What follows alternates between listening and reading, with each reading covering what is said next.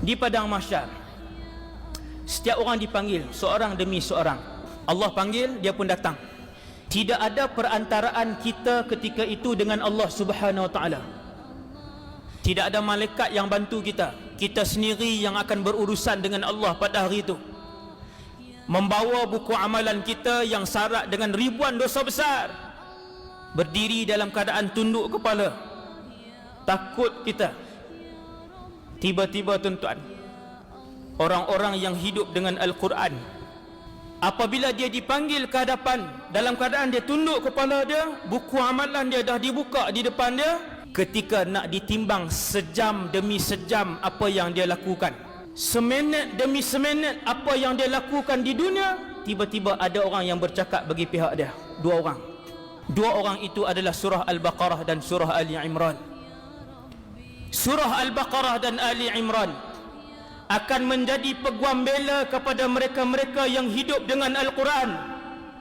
Kita ada masa ni, kita yang ada nyawa lagi ni, pegang Al-Quran, renung Al-Quran, minta dengan Allah, ya Allah, jadikanlah Al-Quran ini penenang hati kami, jadikanlah Al-Quran ini penghibur masa kami, jadikanlah Al-Quran ini pendamping kami pada setiap masa, ya Allah. InsyaAllah Allah campak dalam hati kita, kita cinta Quran, setiap hari kita pegang Quran.